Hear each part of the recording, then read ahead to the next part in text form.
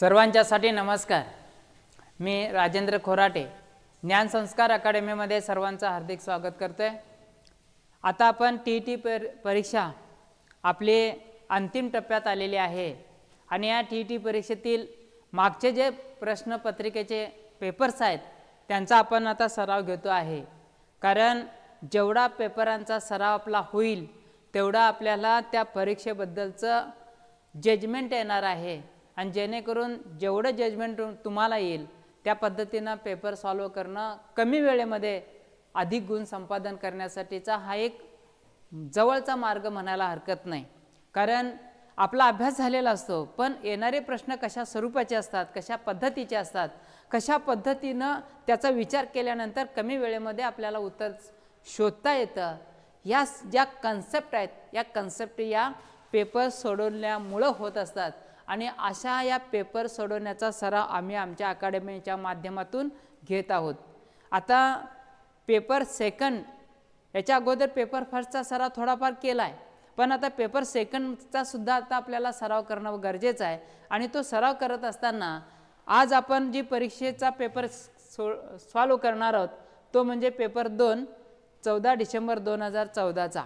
आता 14 डिसेंबर 2014चा जरी पेपर असला तरी भाग 1 पेपर फर्स्टचा याला सुद्धा त्याचा उपयोग होणार आहे आणि पेपर 2 साठी सुद्धा त्याचा उपयोग निश्चितच होणार आहे. मग यासाठी आज आपण हा पेपर सोडवत असताना नेमक्या कोणत्या ट्रिक्स वापरावे लागणार आहेत, त्याचबरोबर कोणत्या कोणत्या पद्धती त्या प्रश्नामध्ये वापरल्या जाणार आहेत. कारण पेपर फर्स्ट सोडवत असताना पहिल्यांदा गद्य आकलन देत होते, आता इथं मात्र प्रश्न अगोदर देतात आणि शेवटच्या कुठेतरी टप्प्यामध्ये गद्य आकलन म्हणजेच एखादा उतारा असतो आणि त्या उतारावरची प्रश्न असतात.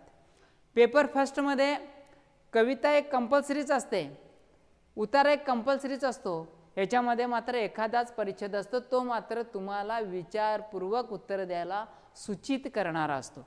आणि याच्यासाठी म्हणून आज आपण पेपर सेकंड जो 14 डिसेंबर 14चा पेपर अभ्यासायचा आहे. जाऊया चला.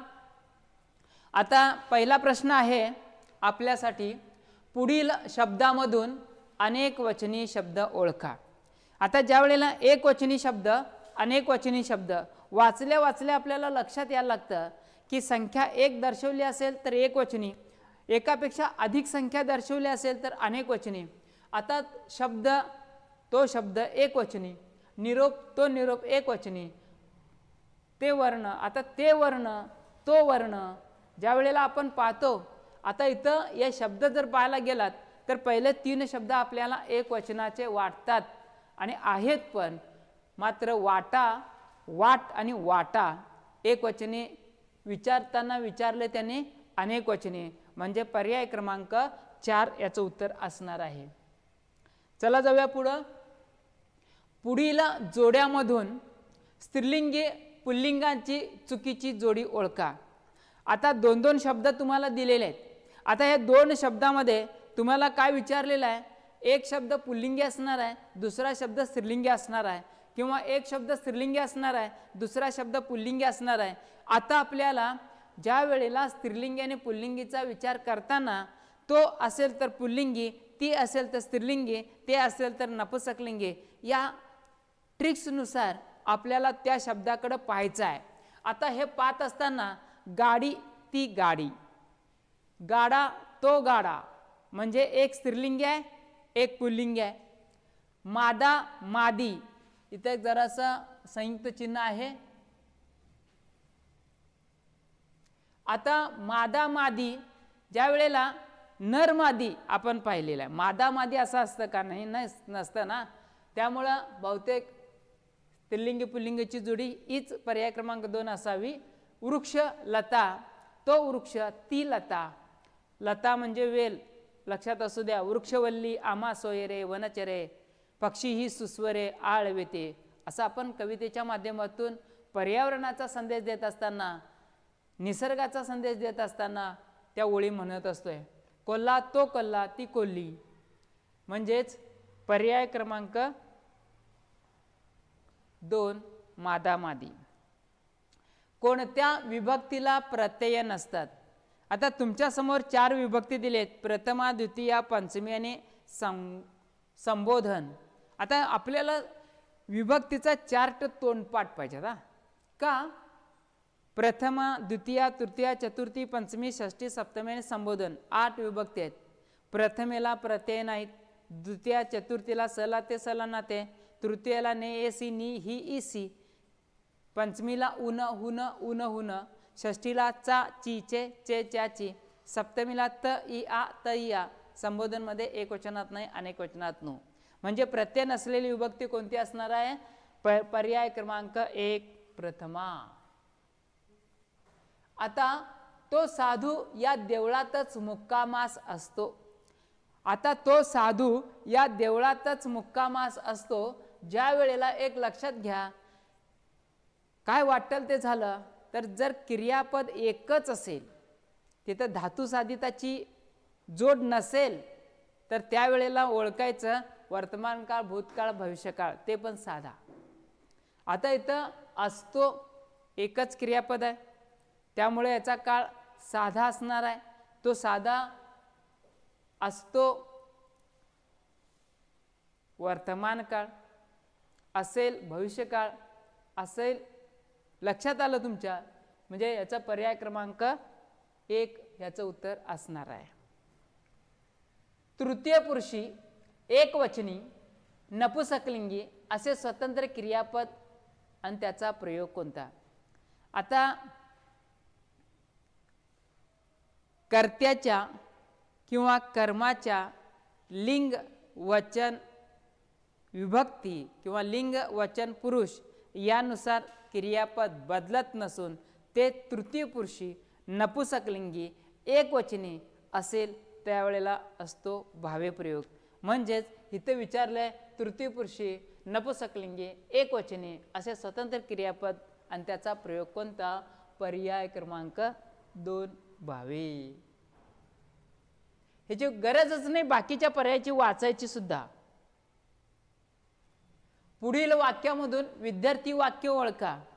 आता लक्षात असू द्या जरासं, विद्यार्थी शब्द ओळखत असताना जर क्रियापद वा वी वे असं असेल, घडावा पडावा असं असेल, तर लक्षात ठेवायचं ते विद्यार्थी असतं, विधान असतं ते.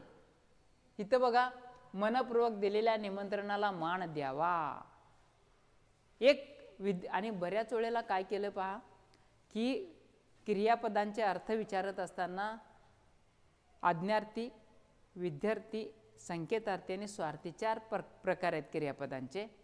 मग आज्ञा विनंती असेल तर आज्ञार्थी, आता विधान केलेलं असेल विद्यार्थी, जर तर संकेत असेल संकेतार्थी, आणि फक्त त्याच्यात काळाचा बोध होत असेल तर स्वार्थी. आता इथं जे उदाहरण आहे, मनपूर्वक दिलेल्या निमंत्रणाला मान द्यावा, तुम्हाला विचारले विद्यार्थी, म्हणून पर्याय क्रमांक 1. ही न्यूनता सुखाची, चित्ता सदा विदारी, स्वामी तिन्ही जगाचा, आई विना भिकारी. ज्या ज्या कवींनी आईवरती कविता रचलेल्या आहेत, कारण आई हे असं एक व्यक्तिमत्व आहे की फ. शिंदे म्हणतात, आई असते जन्माची शिदोरी, ती सरतही नाही आणि उरतही नाही. आई असते जन्माची शिदोरी, ती सरतही नाही आणि उरतही नाही. आईचं व्यक्तिमत्व हे वेगळं आहे, कारण ती असते तेव्हा ती जाणवत नाही, पण नसलीच कुठं तरी नाही म्हणवत नाही. आता ज्या वेळेला आईचं वर्णन करत असताना यशवंतांनी आपल्या आईचं वर्णन केलं आहे, फ. शिंद्यांनी आईचं वर्णन केलेलं आहे, तर या प्रत्येक कवीने आईचं वर्णन करत असताना आईमध्ये जसं साने गुरुजींनी जी श्यामची आई रेखाटली, त्यावेळेला आईचं वात्सल्य काय असतं ते श्यामच्या आईच्या त्या पुस्तकातून आपल्याला जाणवतं. कारण वात्सल्याचे एक मूर्तिमंत उदाहरण म्हणजे ती आई असते. कारण जिनं दुःख, त्रास, संकट, अडचणी हे सगळं सहन करून ते मनामध्ये साठवून ठेवून आपल्या पुत्राला, आपल्या मुलांना दिलासा देण्याचं काम ज्या मातेनं केलं, ती आई सर्वश्रेष्ठ असते. आता इथं स्वामी तिन्ही जगाचा, आई विना भिकारी, ज्या कवीला सगळीकडे सगळं मिळालं पण त्या कवीला जर आई मिळाली नसेल तर मी भिकारी आहे असं तो व्यक्त करतोय. आता तुम्हाला विचारलं, इथं रस विचारलाय, अद्भुत रस, करुण रस, शांत रस आणि शृंगार रस. आता सरळच आहे, याच्यामध्ये ज्या दुःख आहे, वेदना आहे, व्यथा आहे, तो म्हणजे करुण रस. पिवळे तांबूस ऊन कोवळे पसरे चौफेर, पिवळे तांबूस ऊन कोवळे पसरे चौफेर, ओठा नेई सोन वाटे वाहून या दूर. आता कवीनं ज्या वेळेला निसर्गाचं वर्णन पाहत असताना ज्या ज्या कवींनी कविता रचल्या, आता कवी त्याचं काव्यमन कसं फुलतं, कवितेच्या ओळी कशा ओठातून बाहेर पडतात, त्याचं एक उदाहरण इथं आपल्या समोर आहे. पिवळे तांबूस ऊन कोवळे पसरे चौफेर, ज्या वेळेला सकाळ झालेली आहे, पहाट झालेली आहे, सूर्य उगवलेला आहे, सूर्याची पिवळी किरणं सगळ्या निसर्गावरती पडलेले आहेत. आणि हे ज्या वेळेला पाहिल्यानंतर कवीला वाटतं ओठानेही सोनं वाटे वाहून या दूर, की ओठावर पडलेलं हे सोनंच आहे, दूर वाहून नेऊया. आता ज्या वेळेला उपमेयाला दुसऱ्या कशाचीच उपमा देता येत नसेल, उपमेयाला उपमेयाचीच उपमा दिली जाते, तेव्हा तो अलंकार असतो उत्प्रेक्षा. म्हणून आता याचं उत्तर असणार आहे उत्प्रेक्षा, पर्याय क्रमांक 3. जरासं आपण मागं येऊया, अतिशयोक्ती. आता पर्याय दिल्यात. अतिशयोक्ती म्हणजे काय, की एखादी कल्पना आहे त्यापेक्षा अधिक खुलवून सांगताना त्यातील असंभाव्यता अधिक स्पष्ट करून सांगितली जाते, तेव्हा त्याला अतिशयोक्ती अलंकार म्हणतात. आता बऱ्याच वेळेला एक साधं उदाहरण, दमडीचं तेल आणलं, सासूबाईचं नाणं झालं, मामांजींची दाढी झाली, भाऊजीची शेंडी झाली, उरलं तेल झाकून ठेवलं, त्याला लांडोरीचा पाय लागला, त्याचा ओघळ वेशीपर्यंत गेला. म्हणजे एखाद्या एक दमडीच्या पैशामध्ये किती कामं झाले ही अतिशयोक्ती सांगितलेली आहे. आता रूपक, उपमेय आणि उपमान यात मतभिन्नता नसून ते दोन्ही एकरूप आहेत असे जे ते वर्णन केलेले असते, तेव्हा त्याला रूपक अलंकार म्हणतात. लहान मूल म्हणजे मातीचा गोळा, आकार द्यावा तशी मूर्ती घडते.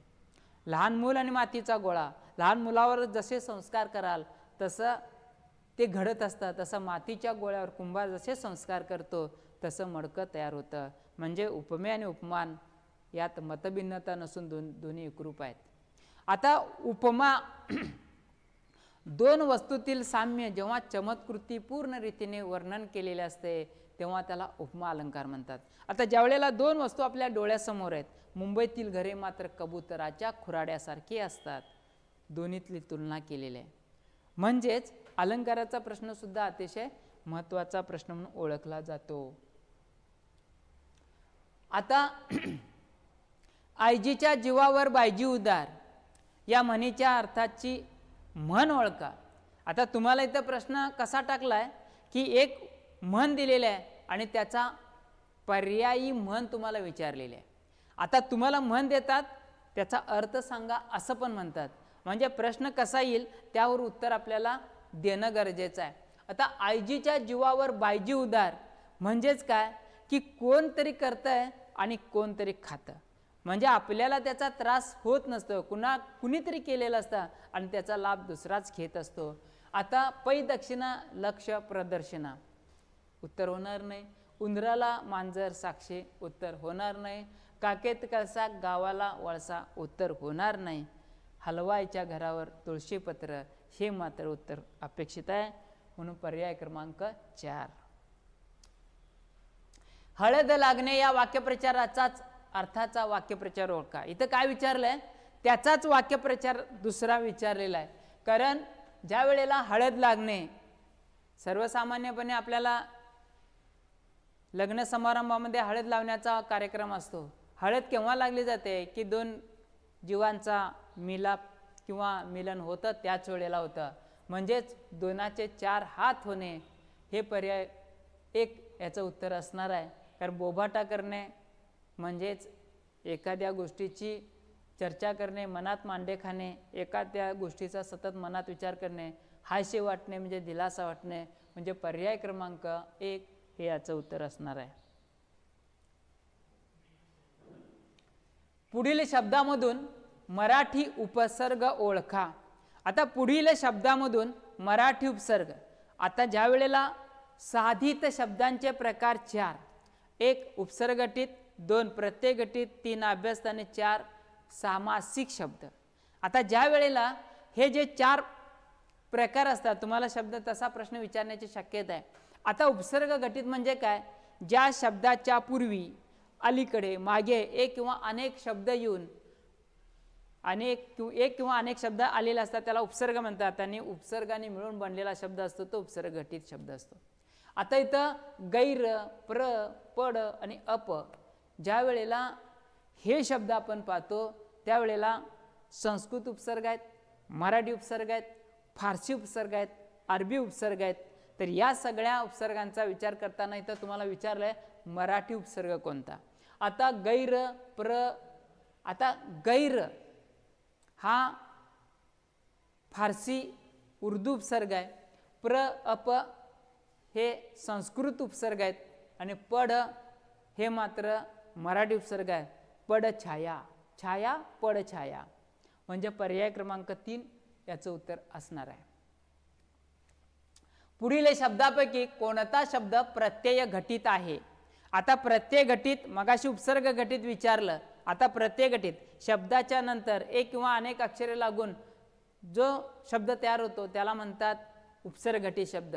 म्हणजे एक किंवा अनेक विभक्तीचे प्रत्यय असो, हे लागल्यानंतर तो प्रत्यय असतो. आता सरहद्द, हद्द, सरहद्द, गीत, संगीत, गरवी, निगरवी, आता इथं मात्र काय होणार आहे? हे तिन्ही शब्द उपसर्ग घटित दिसतात बघा. म्हणजे शब्दाच्या पूर्वी, शब्दाच्या पूर्वी, शब्दाच्या पूर्वी, आणि तुलना, अना, अना प्रत्यय लागलाय, म्हणजे पर्याय क्रमांक 4 याचं हे उत्तर असणार आहे. बरोबर. आता अंबर हा एक प्रश्न तिथं चुकीचा टाकलेला आहे, त्या परीक्षा मंडळानं तो चुकीचा दाखवलेला आहे. कारण का अंबर या शब्दाचा समानार्थी शब्द नभ, गगन, आभाळ, आकाश, अंतराळ, अवकाश, वितान, अस्मान, मात्र 4ही पर्याय चुकीचे दिलेले असल्यामुळे तुम्हाला खुलासा वजा हा प्रश्न देण्यात आलेला आहे. आमंत्रित या शब्दाचा विरुद्धार्थी शब्द ओळखा.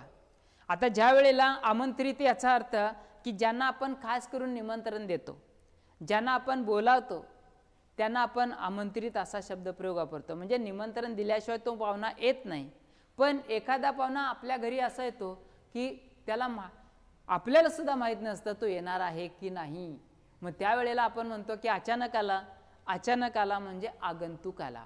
आता आमंत्रित म्हणजे निरोप दिल्यानंतर, आणि अचानक येणं त्याला म्हणतात आगंतुक.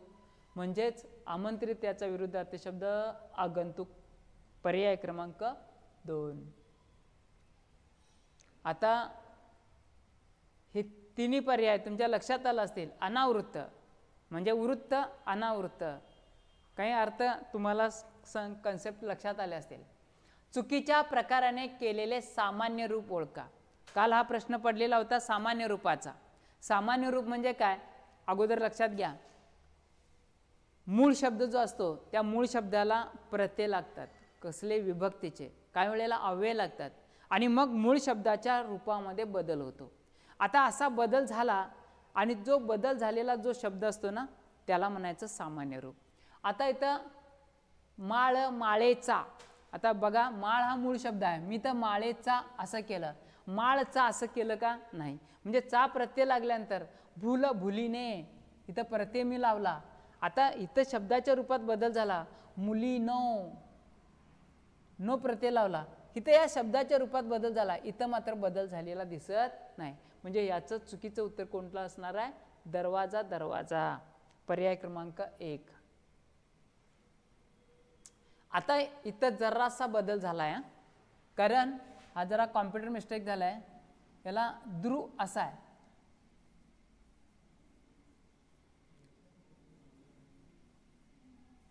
आता दृग्गोच्चर असा शब्द आहे तो.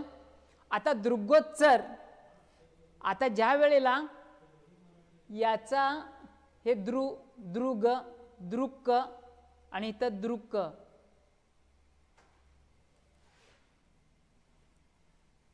ज्या वेळेला याची संधीचा विग्रह करत असताना दृग्गोच्चर, दृक अधिक गोचर, इथं कठोर वर्ण आहे आणि त्याच्या समोर ज्या वेळेला एखादं मृदू व्यंजन जर आलं असेल, आता क च ट त प हे 5 आणि त्याच्या पुढची एक एक अक्षरं ही कठोर वर्णामध्ये येतात. आणि जर कठोर वर्ण आला असेल तर कठोर वर्णाच्या त्याच वर्गातलं तिसरं अक्षर हे कमी होतं, म्हणजे तिसरं अक्षर इथे येतं. आता क ख ग, क च्या वर्गातलं तिसरं अक्षर काय आलं, क ख ग, ग आलंय.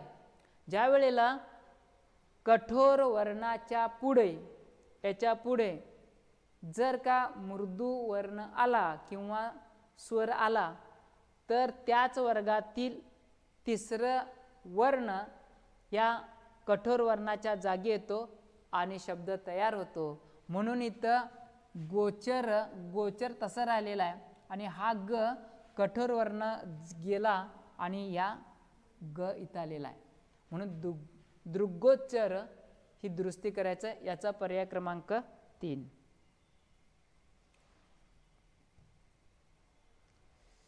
अव्ययभाव समासाचे उदाहरण ओळखा.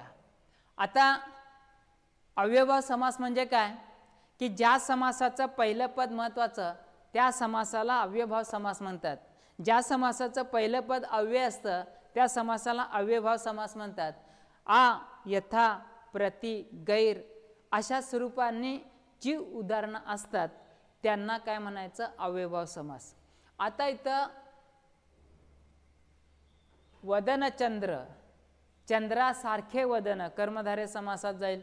नर्मदा हे नाव आहे, नाम आहे. वाडे हुडे हे अभ्यस्त शब्द आहे.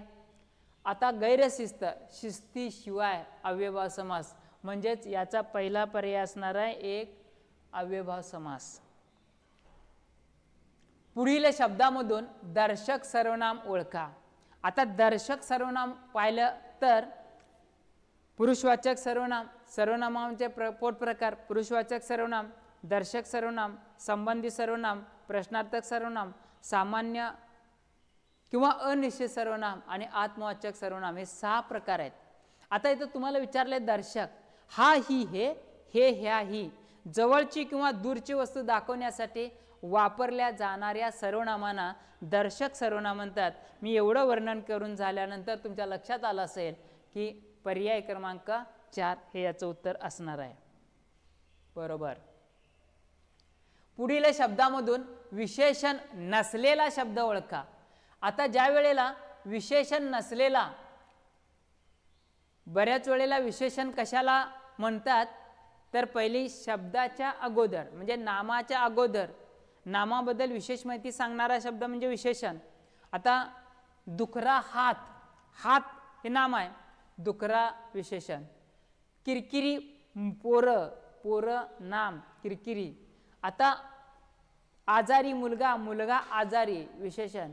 मात्र आवाका म्हणून पर्याय क्रमांक 3 हे याचं उत्तर असणार आहे. पुढीलपैकी कोणता शब्द क्रियापद नाही.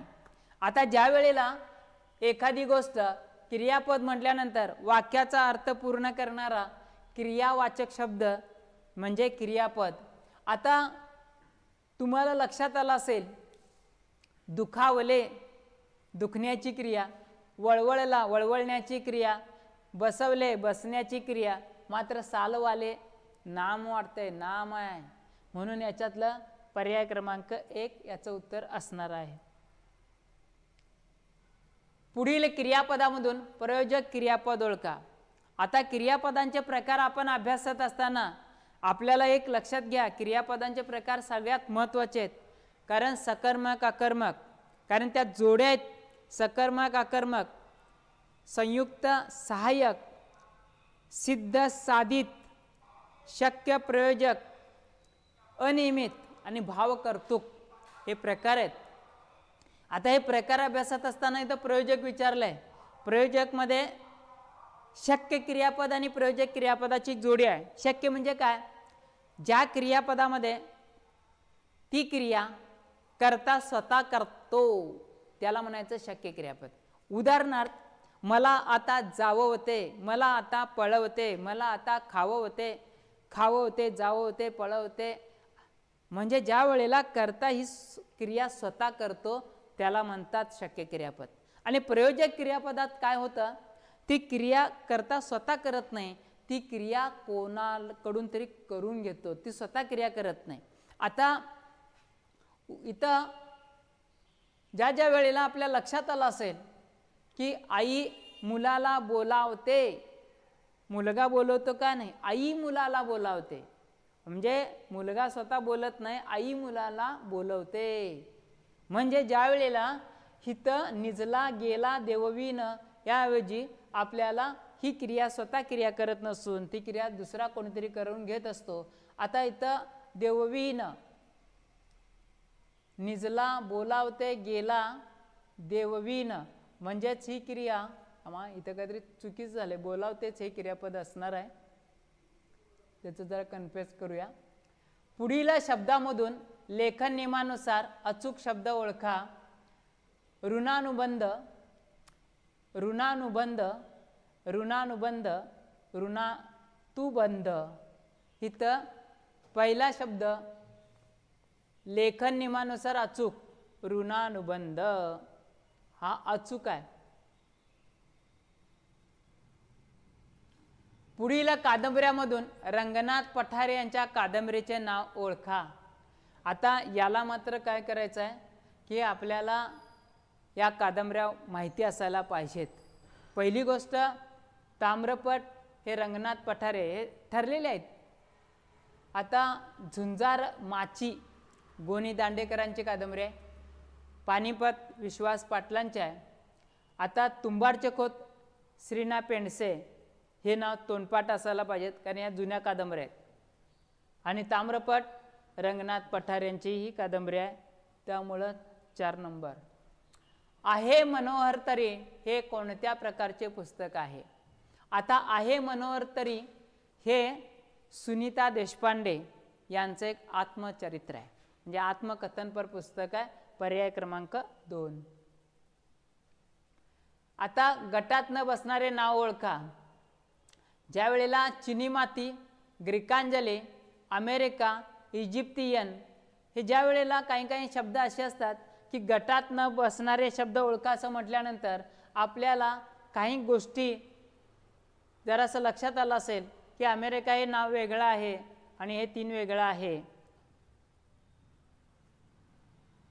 रक्तपुष्प ही प्रसिद्ध एकांकिका कोणी लिहिली आहे. आता रक्तपुष्प ज्या वेळेला महेश एलकुंचवार, विजय तेंडुलकर, दिलीप परदेशी, रत्नाकर, मतकरी.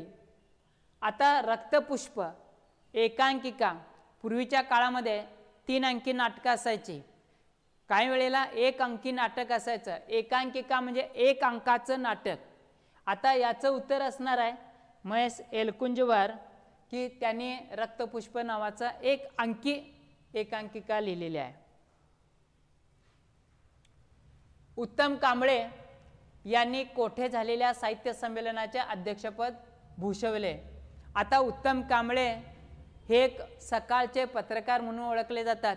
एक लेखक म्हणून त्या उत्तम कांबळेंची लेखणी अतिशय गाजलेली लेखणी म्हणून म्हणायला हरकत नाही. उत्तम कांबळेंनी ज्या वेळेला 84 ठाण्यामध्ये साहित्य संमेलन भरलं होतं त्यावेळेला त्यांना अध्यक्षस्थान पटकावता आलं, म्हणून याचं उत्तर असणार आहे 2 ठाणे. आता त्याच्यानंतर आपण शेवटच्या टप्प्यात आलोय. उतारा. सगळ्यात महत्त्वाचा म्हणजे उतारा वाचायचा आणि उतार्यावरचे 4 प्रश्न तुम्हाला कव्हर करायचे आहेत.